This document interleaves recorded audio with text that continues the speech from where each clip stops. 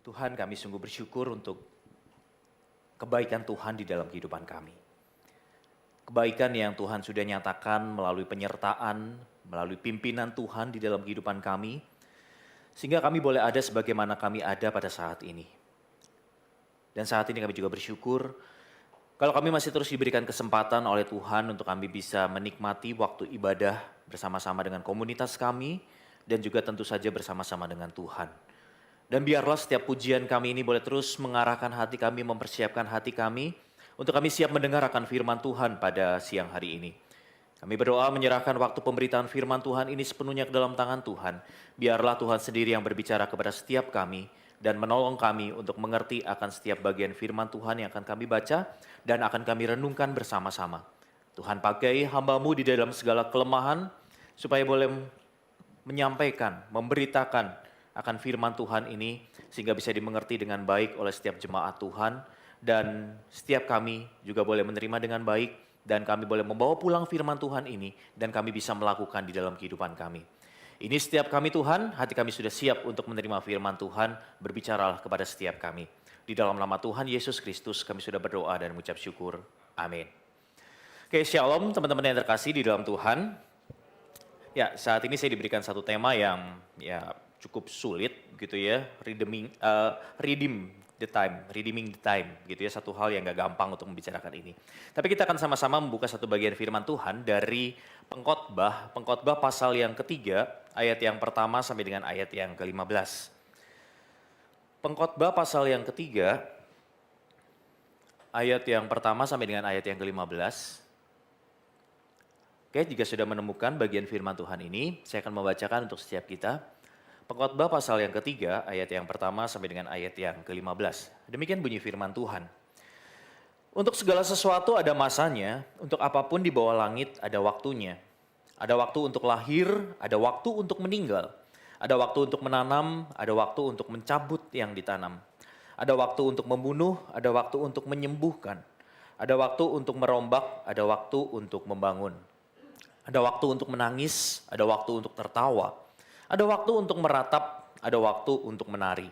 Ada waktu untuk membuang batu, ada waktu untuk mengumpulkan batu. Ada waktu untuk memeluk, ada waktu untuk menahan diri dari memeluk. Ada waktu untuk mencari, ada waktu untuk membiarkan rugi. Ada waktu untuk menyimpan, ada waktu untuk membuang. Ada waktu untuk merobek, ada waktu untuk menjahit. Ada waktu untuk berdiam diri, ada waktu untuk berbicara. Ada waktu untuk mengasihi, ada waktu untuk membenci. Ada waktu untuk perang, ada waktu untuk damai. Apakah untung pekerja dari yang dikerjakannya dengan berjerih payah? Aku telah melihat pekerjaan yang diberikan Allah kepada anak-anak manusia untuk melelahkan dirinya. Ia membuat segala sesuatu indah pada waktunya, bahkan ia memberikan kekekalan dalam hati mereka. Tetapi manusia tidak dapat menyelami pekerjaan yang dilakukan Allah dari awal sampai akhir. Aku tahu bahwa untuk mereka tak ada yang lebih baik daripada bersuka-suka dan menikmati kesenangan dalam hidup mereka. Dan bahwa setiap orang dapat makan, minum, dan menikmati kesenangan dalam segala jerih payahnya, itu juga adalah pemberian Allah. Aku tahu bahwa segala sesuatu yang dilakukan Allah akan tetap ada untuk selamanya. Itu tak dapat ditambah dan tak dapat dikurangi. Allah berbuat demikian supaya manusia takut akan Dia. Yang sekarang ada, dulu sudah ada, dan yang akan ada, sudah lama ada. Dan Allah mencari yang sudah lalu. Teman-teman terkasih di dalam Tuhan, kita mungkin pernah dengar istilah ini, gitu ya. Mungkin agak cukup out of the date, gitu ya. Nggak cukup baru, begitu ya, istilah YOLO, begitu. You only live once, gitu. Nah, teman-teman, istilah ini, begitu ya, bisa dimaknai dari dua perspektif, teman-teman. Gitu ya, bisa dimaknai dari dua perspektif. Terlepas dari makna awalnya, begitu ya, kenapa dimunculkan kata atau istilah YOLO ini, begitu. Tetapi kita bisa melihat YOLO ini ketika kita mengatakan bahwa ya kamu tuh hidup cuma satu kali aja, begitu ya. Kita bisa melihat dari dua perspektif, gitu. Yang pertama adalah begini, kita melihat bahwa karena hidup itu hanya sekali, maka kita mesti hati-hati sekali di dalam ketika kita memilih atau melakukan sesuatu. Jangan sampai kita salah melangkah ketika kita melakukan sesuatu itu. Karena tadi hidup itu hanya sekali. Sehingga kita harus benar-benar berhati-hati. Hati-hati banget waktu ketika kita mau memilih melakukan sesuatu. Atau yang kedua, bisa pula bermakna karena hidup ini hanya sekali, maka jangan ragu-ragu untuk ngelakuin apapun yang kita mau. Ikutin aja apa kata hatimu, lakuin, gak usah banyak mikir, lakuin aja. Karena hidup ini cuma sekali, kesempatan itu gak akan datang 2 kali. Jadi teman-teman yang terkasih di dalam Tuhan, ini yang menjadi 2 ekstrim di dalam kehidupan manusia. Gitu ya. 2 ekstrim di dalam kehidupan manusia ketika manusia itu menjalani kehidupannya. Ada 2 ekstrim yang melihat tadi, hidup itu mesti hati-hati karena hidup ini hanya sekali, setiap pilihan di dalam kehidupan ini mesti dipikirkan baik-baik. Sehingga bahkan sampai di ekstrim ini, orang yang di ekstrim ini bahkan sampai mungkin menjadi orang yang kita kenal sebagai orang yang sulit sekali mengambil keputusan. Jadi kalau mau mengambil keputusan tuh lama bener gitu ya, didoain dulu sungguh-sungguh gitu. Karena udah belum dapat jawabannya? Belum, masih ragu-ragu nih, gitu. Takut salah. Tetapi di ekstrim yang berikutnya adalah orang yang tadi, ya karena hidup ini sekali, ya gue mau lakuin apa yang gue mau gitu. Pokoknya bodo amat, pokoknya lakuin. Karena gak ada lagi, jangan sampai gue belum ngelakuin ini apa yang gue mau, terus ditimbang, terus akhirnya gue gak dapet itu. Nah, teman-teman yang terkasih, ini 2 ekstrim manusia di dalam menjalani kehidupan. Dan kalau kita mau mengatakan begini, apakah ekstrim yang satu salah, ekstrim yang satu salah gitu? Enggak, gitu. Kita nggak bisa bilang selalu mengatakan oh yang ekstrim yang ini salah, yang salah yang ini gitu ya. Yang benar yang ini gitu ya. Atau yang ini salah, yang benar yang ini. Kita nggak bisa ngomong demikian. Karena itu masing-masing manusia mempunyai satu cara pandang melihat kehidupan ini. Nah, tapi teman-teman, kita mau melihat menganalisanya begini. Kenapa bisa muncul 2 ekstrim seperti ini ketika manusia menjalani kehidupannya? Karena begini teman-teman, kedua ekstrim ini bisa muncul karena sebetulnya manusia itu sadar gitu. Bahwa manusia sadar bahwa di dalam hidup ini mereka itu ada di dalam sebuah rangkaian waktu. Yang waktu ini dan waktu ini terus berjalan maju. Dan manusia itu nggak bisa memutar ulang waktu tersebut. Beda ya kalau kita nonton Netflix. Kita nonton Netflix, kita bisa cepet-cepetin tuh filmnya gitu ya. Kita udah pilih mau mau nonton film serial ini. Pertimbangan saya selalu gitu, kalau mau nonton Netflix carinya yang serialnya pendek-pendek. Itu yang pertama yang saya pikir, yang cari gitu ya, nggak mau yang sampai 20 episode gitu ya. Kalau drama Korea mah udah males aja gitu ya. 20 episode terus waktu lihat satu episodenya 1 jam gitu. Udah males bener gitu. Dan kita akan pilih, tapi waktu kita pilih pun begitu ya, waktu pilih Netflix itu pun waktu kita pilih, terus kita udah nonton, terus kita pilih, aduh serinya ngeboringin gitu ya. Terus kita mau cepet-cepetin, kita bisa tuh cepet-cepetin begitu ya. Dan kita nggak mau rugi karena ya udah pilih, udah nonton terlanjur, kalau ditinggalin kan sayang. Terus kita bisa tetap jalanin untuk di forward begitu ya. Atau kalau kita suka kita bisa ulangin lagi mau lihat adegan ini tertentu, menarik begitu ya, pengen lihat lagi. Itu kalau film. Tetapi kehidupan kita nggak bisa seperti itu teman-teman. Jadi makanya muncul 2 ekstrim seperti itu dan bahkan sampai begitu ya. Karena manusia menyadari bahwa waktu itu adalah hal yang begitu berharga. Sehingga kita kenal muncul slogan time is money. Gitu ya. Slogan yang menyandingkan, slogan yang mau menyandingkan begitu. Karena waktu yang begitu berharga itu, yang saking betapa berharganya itu disandingkan dengan uang. Nah, tetapi waktu saya menganalisa bagian ini ketika kata-kata time is money begitu ya. Betul, saya menarik melihat bahwa kata-kata ini kita melihat bahwa dengan waktu gitu ya, dengan memiliki banyak waktu, betul, kita bisa memperbanyak pundi-pundi uang kita. Betul ya? Dengan kita berpikir, wah kalau saya bisa punya waktu lebih dari 24 jam gitu ya, atau ya nggak mungkin lah, itu mustahil ya, kita nggak mungkin melampaui waktu. Tetapi kalau saya bisa kerja lebih banyak waktu dari teman saya yang kerja, misal teman saya kerja cuma 10 jam, saya bisa 12 jam, saya berarti bisa mengumpulkan uang lebih banyak dari teman saya. Gitu ya, walaupun sekarang ya standar gajinya pasti ngomong, ya beda dong kalau yang bos kerja 10 jam sama yang karyawan kerja 10 jam ya tetap beda dong penghasilannya. Ya kita nggak pertimbangkan itu. Tetapi kita mau bilang kalau kita bisa punya waktu lebih gitu ya dengan standar gaji, misal kita anggap itu semua sama gitu ya. Kita bisa melakukan hal yang lebih daripada yang lain dan kita bisa memperbanyak pundi-pundi uang kita. Nah, tetapi menariknya begini, tapi dengan uang seberapapun banyak uang kita, ya saya mau balik, seberapapun banyak uang kita nggak bisa menambah waktu kita. Betul ya. Dengan waktu yang banyak kita bisa menambah pundi-pundi uang kita. Tetapi dengan uang sebanyak apapun kita nggak bisa menambah akan waktu di dalam kehidupan kita. Teman-teman bisa bilang, oh enggak dong, saya punya banyak uang, saya bisa life support hidup saya dengan lebih baik. Dengan saya beli vitamin lebih banyak, dengan ketika saya mungkin udah sekarat gitu, saya masih bisa pakai penopang untuk jantung begitu ya, untuk pernapasan saya bisa terus ditopang, saya bisa tetap terus hidup lebih panjang gitu. Tapi itu yang bukan dimaksud dengan memperbanyak waktu gitu ya. Itu sebenarnya hanya mendelay waktu kematian kita untuk kita bisa mengakhiri hidup ini begitu. Nah, jadi teman-teman, dengan banyaknya uang itu nggak bisa menambah waktu kita sebetulnya. Nah, teman-teman yang terkasih di dalam Tuhan, lalu saat ini bagaimana ketika kita mau berbicara tentang redeeming the time ini? Gitu ya. Bagaimana kita memaknai redeeming the time ini? Apa yang bisa kita tukarkan? Apa hal yang lebih berharga dalam hidup ini yang bisa kita pakai untuk menebus waktu yang sudah berlalu dalam hidup kita? Karena tadi saya katakan bahkan uang sekalipun yang begitu berharga itu tidak bisa membeli waktu. Tidak bisa memperpanjang waktu hidup kita. Lalu hal berharga apa lagi yang bisa kita lakukan?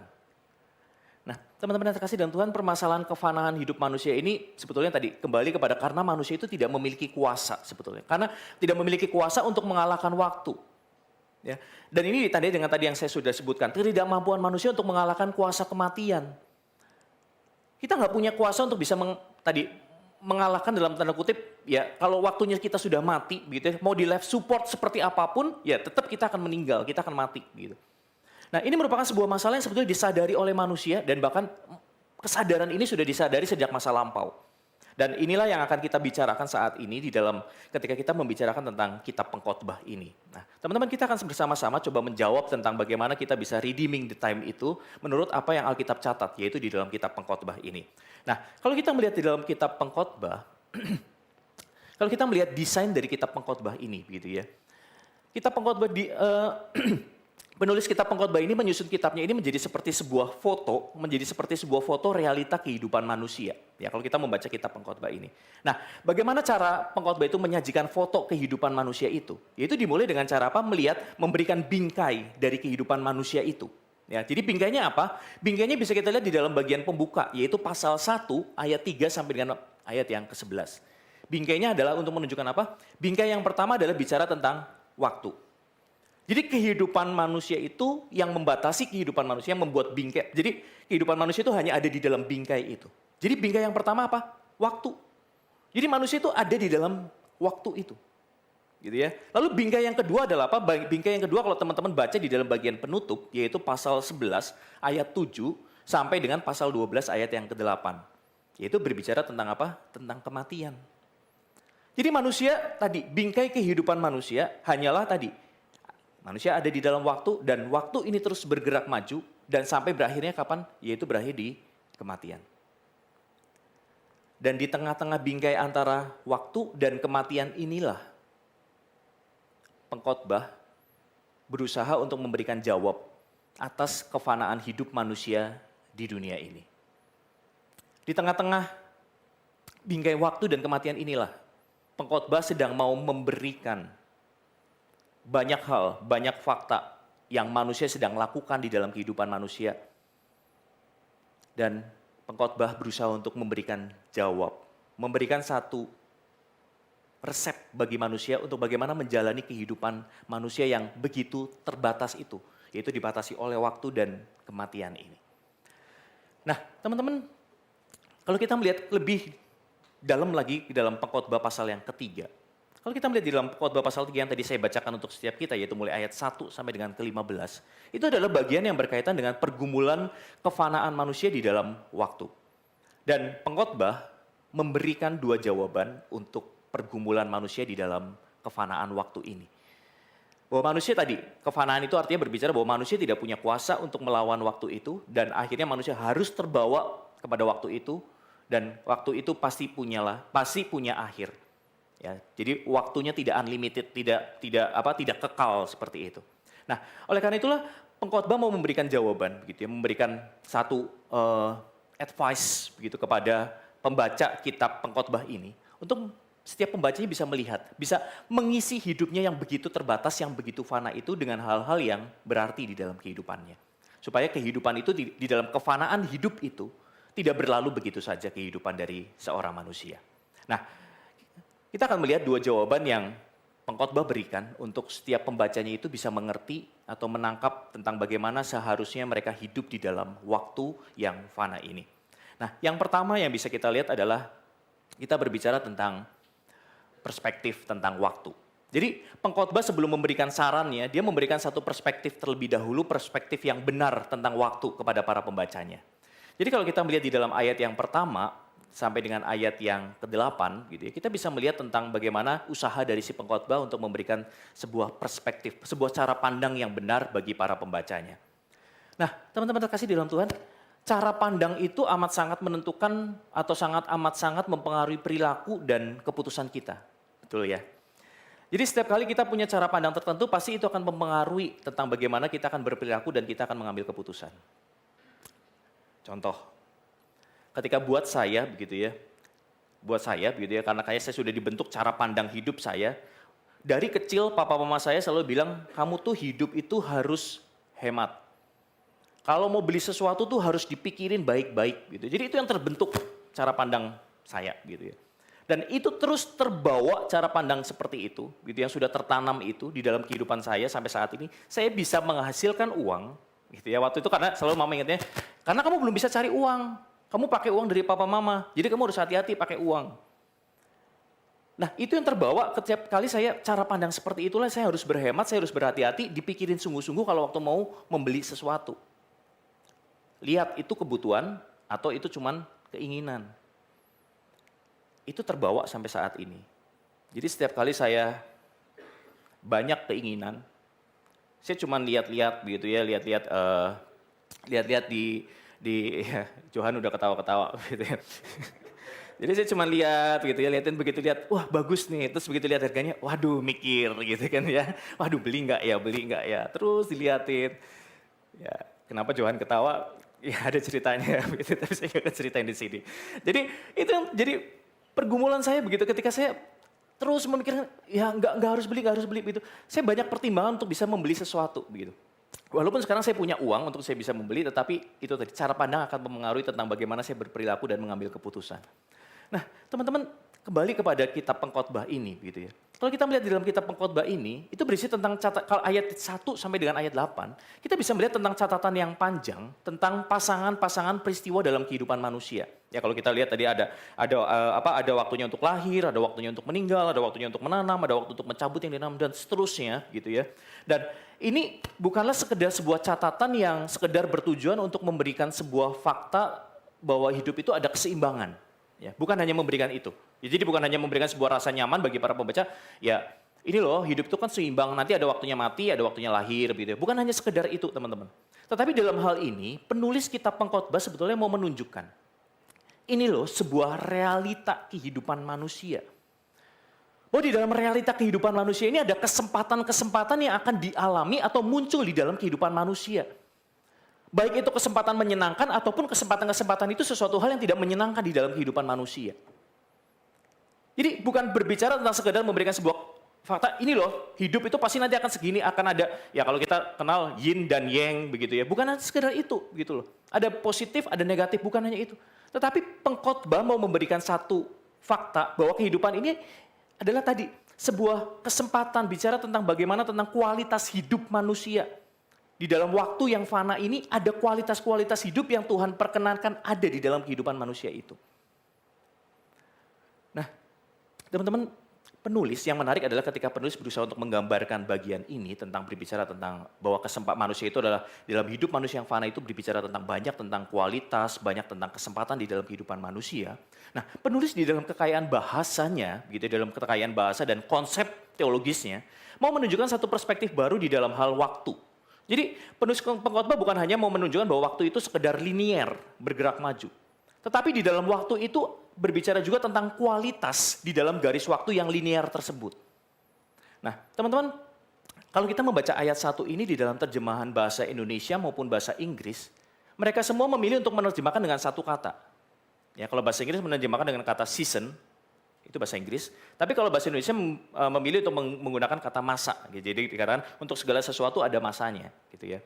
Nah, tetapi sebetulnya teman-teman, kalau teman-teman melihat kata ini di dalam bahasa aslinya, itu terdiri dari dua kata sebetulnya teman-teman. Ya, jadi terdiri dari dua kata yaitu kronos dan kairos. Jadi bukan hanya satu kata yang diterjemahkan begitu, tetapi dua kata ini, jadi dalam bahasa sini bicara tentang kronos dan kairos, tetapi diterjemahkan di dalam bahasa Indonesia karena sama-sama artinya sebetulnya dua kata ini sama-sama memiliki, kalau diterjemahkan literalnya sama-sama mengatakan tentang waktu, begitu ya, time, gitu. Nah, oleh karena itulah mereka memilih bahasa Indonesia maupun bahasa Inggris memilih kata masa atau season, menggabungkan kedua kronos dan kairos itu. Nah, dan menarik lagi kalau teman-teman melihat mulai dari ayat 2 sampai dengan ayat 8 itu, semua kata waktu. Jadi ketika ada waktu untuk lahir, ada waktu untuk meninggal, itu merupakan terjemahan dari kata kairos. Begitu ya. Jadi bukan berbicara tentang kronosnya, bukan berbicara tentang kronologi waktu gitu. Nah, teman-teman, di sini kita pengkhotbah ingin berusaha untuk menunjukkan begitu bahwa dari daftar panjang di ayat 1 sampai 8 itu adalah berbicara tentang Allah yang memberikan suatu kualitas kehidupan di dalam kehidupan manusia yang tadi, yang di dalam waktu kehidupan manusia yang sifatnya itu linier. Tetapi di dalam waktu yang linier itu Allah memberikan sebuah kualitas di dalamnya. Allah di dalam pengetahuan dan kuasanya memberikan sebuah tadi kualitas di dalam kronos itu tadi, teman-teman. Sehingga manusia ketika di dalam kehidupan, ketika menjalani kehidupan yang linier tersebut, manusia bisa memberikan makna di dalam kehidupannya karena ada kualitas-kualitas yang ada dicantumkan mulai ayat kedua sampai dengan ayat yang ke-8 itu. Dan dengan perspektif ini sebetulnya teman-teman, waktu kita membaca ayat 2 sampai dengan ayat 8 ini, kalau kita hanya membaca ini sebagai sebuah pasangan, oh ya betul, manusia itu akan lahir, manusia itu akan mati. Maka kita hanya melihatnya itu sebagai tadi kembali kepada waktu yang sifatnya linier. Tapi pengkhotbah di dalam bagian ini ingin melihat kepada sebuah, mengajak pembacanya untuk melihat kepada sebuah hal yang lebih dalam lagi tentang waktu itu. Bahwa waktu itu bukan hanya berbicara tentang bagaimana kita nanti di satu titik masa itu kita akan mengalami kita lahir, di satu titik kita akan mati.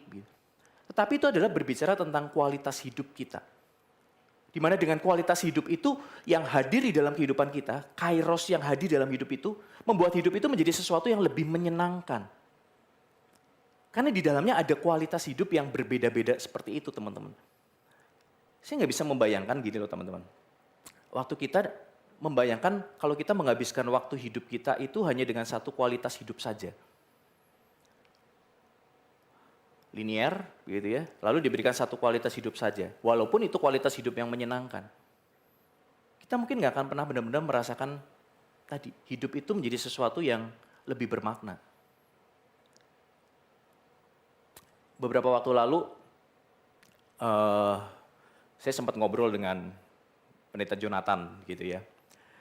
Jadi Pendeta Jonathan ngobrol gitu ya. Jadi setiap Sabtu dia selalu diajak salah satu seorang jemaat di gereja kita, saya nggak akan sebutin namanya begitu ya. Dia selalu diajak main ke sana Jumat untuk apa? Setiap hari Sabtu akhir pekan weekend gitu ya. Untuk apa? Diundang. Hanya untuk sekedar nyanyi-nyanyi karaokean. Gitu ya. Hanya untuk sekedar karaokean. Sampai akhirnya terakhir kali cerita lagi Pendeta Jonathan, wah saya diajak ke sana. Sekarang bukan cuma karaoke. Jemaat ini tuh ngajakin orang yang bisa main piano, jadi kayak organ tunggal gitu loh. Itu ya, nangkep organ tunggal, tahu ya organ tunggal ya, kayak kondangan-kondangan gitu. Jadi diundang begitu. Untuk apa? Untuk mereka nyanyi bareng-bareng. Terus Pendeta Jonathan cuma sampai bilang begini, ketika dia diundang seperti itu dia cuma mikir, heran ya kadang-kala ya. Orang sudah begitu kayanya gitu ya. Jadi ya memang ini jemaat ini kaya banget. Kalau saya sebutin namanya pasti teman-teman tahu lah gitu ya. Ya bener kaya gitu ya. Tapi kita nggak akan mau memasalahkan kaya miskin ya begitu ya. Tapi dengan kekayaan yang dia punya, dia sebetulnya bisa mencari begitu ya. Hal-hal yang lebih dalam tanda kutip lebih menyenangkan. Kolam renang di rumahnya dia punya gitu ya. Meja biliar dia punya. Waktu kami juga pernah diundang para hamba Tuhan main ke sana, kami main biliar gitu ya. Ada biliar tuh, meja biliar dia punya. Karaoke-nya dia canggih bener begitu ya. Bukan cuma karaokean kita pakai DVD player. Dia beli ampli gitu ya. Amplinya berapa channel itu nggak tahu begitu ya. Jadi udah kayak bener begitu ya. Rumahnya aja pakai lift begitu kan ya. Nah jadi, tapi di dalam kekayaannya itu dia nggak pernah, ya tadi, kebahagiaannya itu dia sudah bilang, udah bosen nih hidup. Bukan hidupnya bosen gitu ya. Tapi dia maksudnya udah bosen cari kesenangan begitu. Mau ngapain tuh udah bingung begitu. Ya ini sekarang saya paling seneng nyanyi, makanya saya ngundang Musejo karena suaranya Musejo bagus gitu ya. Jadi dia suruh nyanyi, suruh menghibur dia, gitu. Jadi menangkap penyanyi-penyanyi itu. Jadi begitu menyenangkan, ya itu yang dia cari gitu. Nah jadi teman-teman, saya mau ngajak kita melihat begini loh. Kalau kualitas hidup kita gitu ya, kita diberikan kualitas hidup hanya satu. Oke lah senang-senang gitu. Saya lagi bayangin hidup kita tuh membosankan sekali sih gitu. Dan kita tadi nggak pernah akan merasakan benar-benar kita mencintai sebelum kita pernah mengalami sebuah kehilangan. Atau kita nggak akan benar-benar bisa merasakan kepuasan sebelum kita pernah merasakan apa yang namanya gagal di dalam kehidupan kita. Jadi justru ketika di dalam kehidupan kita ada masa-masa yang tidak menyenangkan, ada masa-masa yang menyenangkan. Itu adalah satu hal yang Tuhan berikan kepada kita, sebuah kairos yang Tuhan berikan kepada setiap kita. Untuk kita bisa lebih mensyukuri akan setiap kairos yang lain yang mengikuti setelah kairos yang mungkin tidak menyenangkan itu berlalu di dalam kehidupan kita. Dan itu yang sebetulnya membuat hidup itu menjadi lebih bermakna. Ketika kita pernah merasakan kehilangan, maka ketika kita merasakan pencapaian yang luar biasa, ya mungkin buat orang lain ya pencapaian baru segitu, tetapi buat kita ini luar biasa karena kita pernah merasakan kegagalan itu.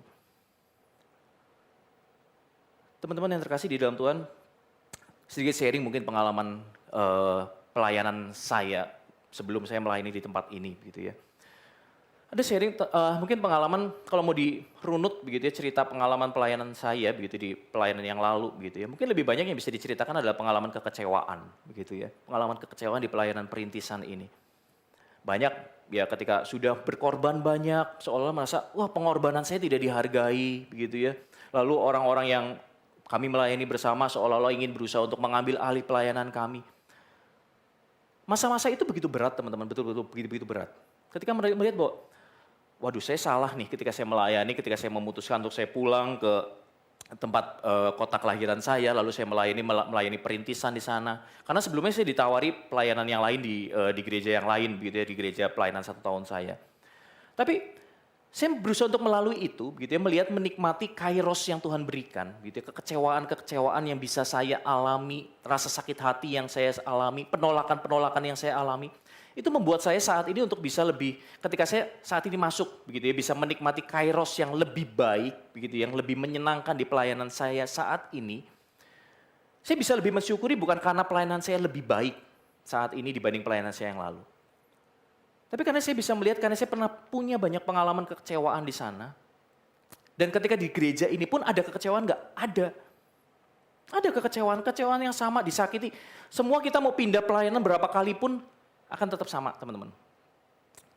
Akan tetap sama, di mana-mana pelayanan pasti akan tetap menyakitkan. Tapi saya bisa melihat satu hal ketika saya punya pengalaman yang disakiti, kekecewaan di masa lalu itu. Ketika saya menjalani masa ini saya lebih bisa mensyukuri, saya lebih tough, dan saya lebih punya kesiapan hati untuk melalui masa-masa tidak menyenangkan di dalam pelayanan ini. Jadi waktu saya melihat ke belakang, kairos, masa-masa kekecewaan, masa-masa penuh dengan rasa sakit hati, penolakan itu bukan menjadi masa-masa yang sia-sia, masa yang berlalu begitu saja atau karena saya salah pilih. Tetapi ada di dalam pimpinan Tuhan, ada dalam kairos Tuhan untuk memberikan saya tadi satu kesempatan, satu privilege dari Tuhan untuk bisa mengalami itu semua. Kualitas hidup, di mana saya bisa mengalami banyak kekecewaan di masa-masa lalu. Apakah di masa depan nanti saya akan ada jaminan bahwa masa-masa hidup saya akan penuh dengan kualitas hidup yang menyenangkan terus-menerus? Saya yakin dan percaya tidak akan seperti itu. Tetapi dengan banyaknya kualitas hidup yang sudah mendahului, yang sudah pernah saya alami, yang sudah Tuhan berikan itu, saya lebih bisa memaknai akan kehidupan saya dengan lebih baik lagi. Bahwa apa yang saya lakukan, apa yang saya perbuat di dalam kehidupan ini tidak ada yang sia-sia. Nah, teman-teman yang kedua yang kita akan lihat dari bagian kitab pengkhotbah ini, yang pengkhotbah ingin tunjukkan untuk kita bisa memaknai waktu itu dengan lebih baik lagi. Setelah tadi menunjukkan tentang melihat, mengajak pembacanya untuk melihat dari perspektif yang lebih benar tentang waktu itu, bahwa segala sesuatu itu adalah tentang kairos yang berasal dari Tuhan, gitu ya.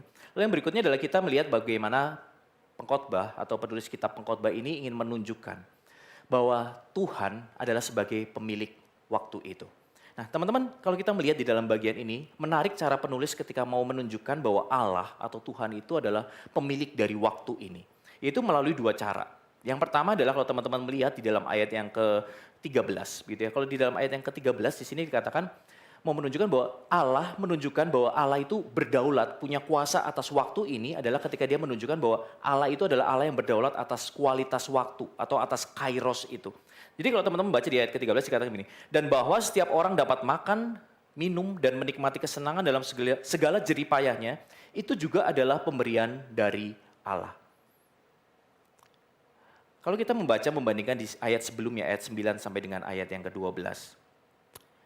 Tanpa Allah yang berdaulat atas kualitas waktu, atas kairos waktu, atau atas waktu yang sifatnya kualitas itu, kairos itu di dalam kehidupan kita.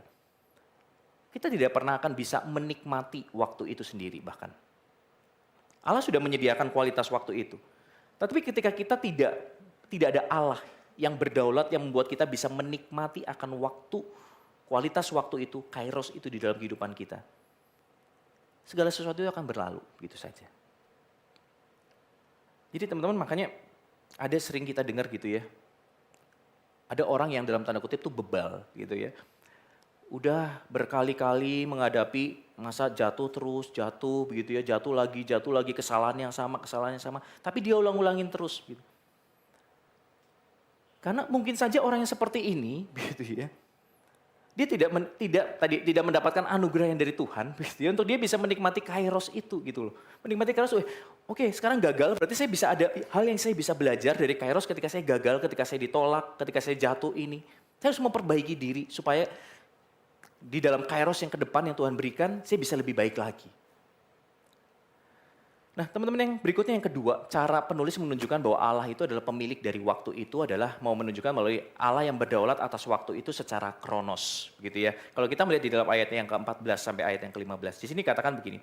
Aku tahu bahwa segala sesuatu yang dilakukan Allah akan tetap ada untuk selamanya, itu tidak dapat ditambah dan tidak dapat dikurangi. Allah berbuat demikian supaya manusia takut akan Dia. Yang sekarang ada, dulu sudah ada, dan yang akan ada, sudah lama ada, dan Allah mencari yang sudah lalu. Nah, bagian ini penting, teman-teman. Bagian ini mungkin bagian yang paling penting untuk mengingatkan bahwa betul, manusia dibatasi secara waktu dan kematian. Tapi di dalam waktu yang akan ada ujungnya itu, Allah pun tetap berdaulat. Yaitu apa? Berdaulat untuk memberikan kekekalan atas sesuatu yang mungkin nanti kita sudah keluar dari bingkai kehidupan itu. Artinya adalah apa yang kita lakukan di dunia yang kita berpikir itu fana, itu tidak akan sia-sia di hadapan Tuhan. Khususnya setiap kita orang yang percaya. Kita yakin bahwa setiap rangkaian kehidupan kita itu tidak akan ada sesuatu yang sia-sia. Hal-hal yang buruk sekalipun, itu tidak akan pernah sia-sia di hadapan Tuhan. Itu bersifat kekal. Bahwa segala sesuatu yang kita lakukan saat ini nggak akan kita tinggalkan begitu saja kalau kita mati. Makanya banyak orang yang kehidupannya begitu pesimis gitu ya. Karena berpikir, ya buat apa hidup gitu ya. Gue hidup asal-asalan aja, buat apa gue jagain hidup gue baik-baik aja. Karena tuh semua segala sesuatu nanti akan mati, akan ditinggalin. Tapi teman-teman, dari bagian firman Tuhan ini pengkhotbah mau menunjukkan bahwa apa yang kita lakukan ini punya suatu nilai kekal. Betul, kematian itu atau kronos itu akan berakhir. Nah, tapi Allah berdaulat atas kronos itu, atas waktu yang sifatnya itu linear itu. Dan waktu yang linear itu ketika kita tadi hidup dengan sungguh-sungguh di hadapan Tuhan, memanfaatkan setiap kairos yang Tuhan berikan di dalam kehidupan kita. Allah yang akan memberikan kekekalan di dalam apa yang sudah kita lakukan, apa yang kita perbuat itu. Dan salah satu yang mungkin paling bisa jelas adalah bicara tentang legacy, begitu ya. Jadi kita mati, kita meninggalkan dunia ini, kita udah gak di dalam waktu itu, tapi legacy kita biasanya masih ada di dalam waktu itu. Nah ini yang mungkin Tuhan maksud dengan kekekalan itu. Ada legacy yang tertinggal di dalam hidup yang fana ini, di dunia yang fana ini. Tapi saya yakin dan percaya pun ketika kita sungguh-sungguh memanfaatkan waktu kita, kairos kita dengan baik. Bahkan ketika kita sendiri pun sudah tidak di dalam waktu, kita akan menikmati kekekalan itu. Nah teman-teman, dua kesadaran ini akan menolong kita memaknai waktu itu dengan lebih baik lagi. Kesadaran bahwa Allah sang pemilik waktu, menuntun pada sebuah kesadaran bahwa hidup itu bukanlah tentang hanya diriku, bukan hanya tentang desain rencanaku, tetapi berbicara tentang Tuhan yang berdaulat di dalam hidupku ini. Dan hal ini juga menuntun kita untuk kita lebih bertanggung jawab terhadap hidup kita. Karena kita tahu dan percaya bahwa hidup ini bukan hidup milik kita. Ya, bahkan waktu yang dimana kita bisa menikmati hidup kan karena kita ada di dalam waktu. Itu bukan milik kita, itu milik Tuhan. Oleh karena itu kita akan lebih bertanggung jawab ketika kita menjalani kehidupan ini. Karena kita harus mempertanggungjawabkannya di hadapan Tuhan. Nah teman-teman, saya mau mengajak kita membuka satu bagian firman Tuhan lagi, yaitu dari Efesus. Efesus pasal yang kelima. Efesus pasal yang kelima, ayat yang ke-15 sampai dengan ayat yang ke-16. Efesus pasal yang kelima, ayat yang ke-15 sampai dengan ke-16. Saya akan bacakan untuk setiap kita, Efesus pasal 5 ayat 15 sampai 16. Karena itu perhatikanlah dengan seksama bagaimana kamu hidup. Janganlah seperti orang bebal, tetapi seperti orang arif, dan pergunakanlah waktu yang ada, karena hari-hari ini adalah jahat. Jadi teman-teman yang terkasih di dalam Tuhan, mempergunakan waktu, redeeming the time, adalah tentang bagaimana kita menjalani hidup kita dengan penuh kesadaran. Dengan penuh kesadaran bahwa ada Tuhan. Bahwa ada Tuhan di dalam setiap waktu atau kairos hidup kita ini. Kalau kita melihat apa yang dikatakan oleh John Piper, gitu ya, John Piper dengan jelas menyatakan satu kutipan yang cukup menarik, bahwa di dalam setiap situasi, di dalam setiap apa yang kita alami di dalam kehidupan kita, Allah selalu melakukan, gitu ya, banyak hal, ya, ratusan hal yang berbeda, yang kita tuh nggak bisa lihat, dan yang bahkan kita nggak akan pernah tahu tentang apa yang Tuhan sedang kerjakan di dalam kehidupan kita. Tapi bagian kita adalah saat ini hanyalah di Efesus pasal 5 ayat 15 mengatakan memperhatikan dengan seksama apa yang sedang Tuhan kerjakan di dalam kehidupan kita. Saat ini kalau kita sadar bahwa hidup kita hanya satu kali, mari kita maknai hidup kita itu yang hanya satu kali itu, bukan dengan hanya berhati-hati sekali sampai gak berani ambil keputusan, atau hidup kita sembarangan sekali. Tapi kita mau coba ambil satu sikap, yaitu kita memilih untuk bisa melihat akan setiap hal yang kita alami dalam kehidupan ini. Betul, going with the flow. Tetapi waktu kita going with the flow itu, kita lihat setiap kairos, pengalaman kualitas-kualitas hidup yang kita alami ketika kita, ambil jalan ini, ternyata ada hal yang tidak menyenangkan. Saya ambil jalan ini, ada hal-hal yang menyenangkan. Kita melihat, mencari tahu di mana Tuhan. Apa yang sedang Tuhan ingin kerjakan di dalam kehidupan kita. Dan khususnya teman-teman saya mau mengingatkan, mungkin di masa-masa kita begitu sulit. Di masa-masa yang begitu tidak menyenangkan di dalam kehidupan kita. Saya mau ingatkan setiap kita. Jangan sampai kita kehilangan Tuhan di masa-masa yang begitu menyulitkan itu. Jangan sampai kita kehilangan Tuhan di masa-masa menyulitkan itu. Tapi justru di masa-masa menyulitkan itu coba cari. Tuhan sedang melakukan apa di dalam kehidupan saya yang sedang sulit ini. Saya yakin dan percaya begini teman-teman. Yang membedakan antara orang depresi ketika menghadapi masalah dengan orang ketika menghadapi masalah yang sama, gitu ya, loadnya sama, tetapi orang ini nggak depresi. Orang ini bisa melaluinya dengan baik, bisa menyelesaikan masalahnya dengan baik. Sebenarnya cuma satu. Karena mereka orang yang tidak, masalah dari kedua orang ini cuma satu. Yaitu jadi cara pandang mereka, perspektif mereka. Melihat akan masalah di dalam kehidupan mereka. Bisa depresi, bisa putus asa karena mereka melihat bahwa di dalam kesulitan itu tidak ada Allah, tidak ada jalan keluar, tidak ada kesempatan yang Tuhan berikan untuk kita bisa keluar. Tapi buat orang yang mengalami kesulitan yang sama tapi dia bisa keluar, bisa menghadapi kesulitan itu, karena mereka bisa lihat ada Tuhan di situ. Mereka bisa lihat kairos Tuhan yang bekerja di dalam kehidupannya, yang menolong mereka bisa keluar dari masalah-masalah itu. Saat ini biarlah firman Tuhan hari ini terus mengingatkan kita. Untuk kita bisa mempergunakan waktu kita dengan baik, dengan penuh hikmat di hadapan Tuhan. Itu dengan cara apa? Dengan cara memasukkan Tuhan di dalam setiap kairos kehidupan kita. Cari tahu, ada di mana Tuhan di dalam setiap kairos kehidupan kita itu. Itu akan menolong kita bisa memaknai hidup ini menjadi lebih baik lagi. Amin. Mari kita ambil waktu di hadapan Tuhan untuk kita bisa merefleksikan akan bagian firman Tuhan yang sudah kita dengar ini di dalam kehidupan pribadi kita.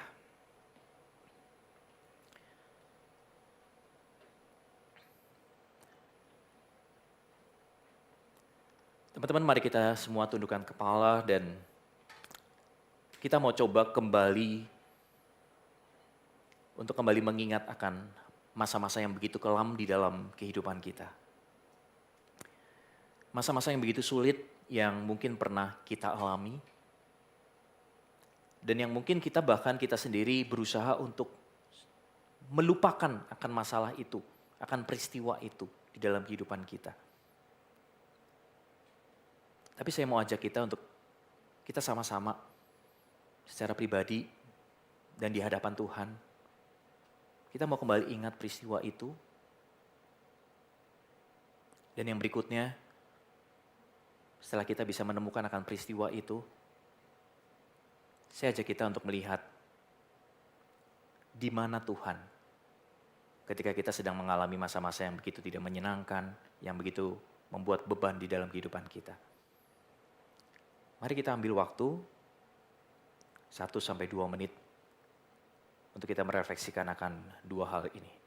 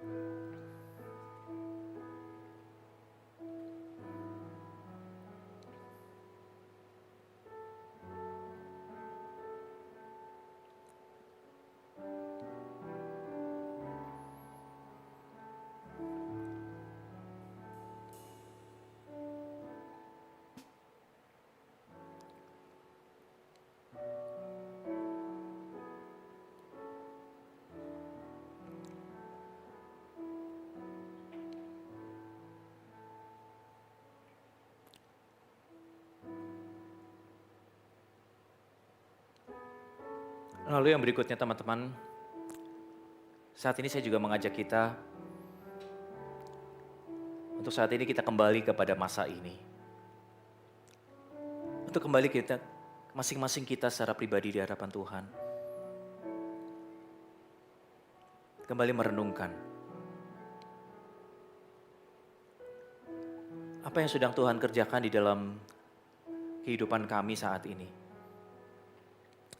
Mungkin kami saat ini sedang dalam masa-masa yang begitu menyenangkan, begitu penuh sukacita.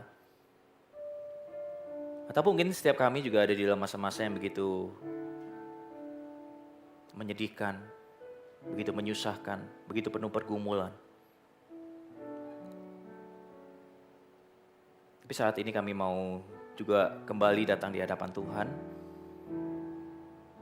untuk mencari di mana Tuhan ada saat ini dalam setiap peristiwa hidup kami ini. Mari kita secara pribadi di hadapan Tuhan membawa diri kita dan mencari tahu di mana Tuhan saat ini berada.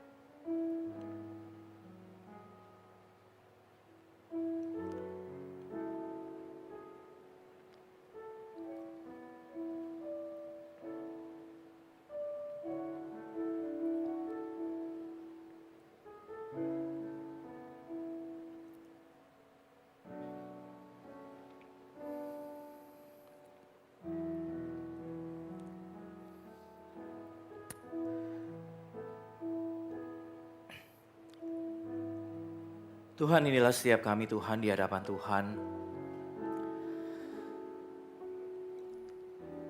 Setiap anak-anak Tuhan yang Tuhan sudah berikan banyak sekali di dalam kehidupan kami. Tuhan berikan banyak kairos di dalam waktu-waktu hidup kami. Baik itu kairos yang menyenangkan ataupun juga kairos yang tidak menyenangkan di dalam kehidupan kami. Tapi saat ini Tuhan, ajar kami untuk kami bisa melihat setiap kairos di dalam kehidupan kami ini sebagai wujud kasih Tuhan. Di mana Tuhan mau sedang membentuk setiap kami, menolong setiap kami untuk kami tetap hidup di dalam dekapan kasih Tuhan. Mungkin masa-masa yang tidak menyenangkan itu Tuhan bisa pakai untuk memanggil kami kembali ketika kami menjauh dari Tuhan. Ataupun juga ketika masa-masa penuh dengan sukacita, masa-masa yang begitu menyenangkan itu Tuhan bisa pakai untuk memulihkan akan kepahitan kami dengan hidup ini. Sekali lagi kami Tuhan sungguh bersyukur untuk setiap waktu di dalam kehidupan kami ini di mana kami bisa melaluinya.